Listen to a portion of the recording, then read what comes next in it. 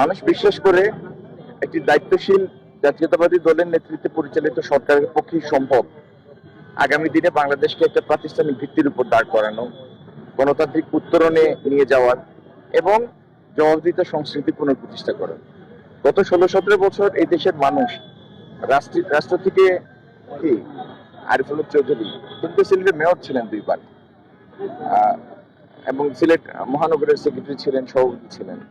তো তিনি তার গোয়েন্দাঘাটের ব্যস্ত শিডিউলের ফাঁকে আমাদের সাবেক কাউন্সিলর যারা আছেন সিলেট সিটি কর্পোরেশনের বিভিন্ন সময়ের সাবেক কাউন্সিলররা, তিনারা তো নিজেরা প্রত্যেকে এক একটা ইনস্টিটিউশন। তাদের সাথে আমাদের সাবেক মেয়রও এই নগরীতে মানুষের সেবা করেছি।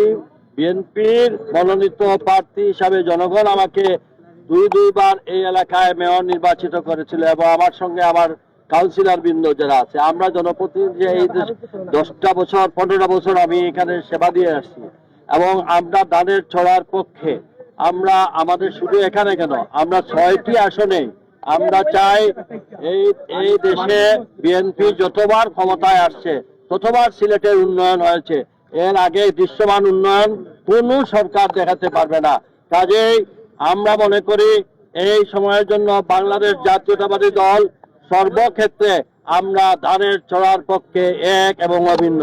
আপনি যেখানে আছেন আপনারা প্রত্যেক নগরবাসী প্রবাসী যারা আছেন প্রত্যেকের বাড়িতে মা বোনদের কাছে এবং সেন্টারে ধানের শীষের পক্ষে ভোট দেওয়ার জন্য আমি আপনাদের সেবক হিসাবে আপনাদের একজন আমি আপনাদের কাছে আবেদন জানাচ্ছি।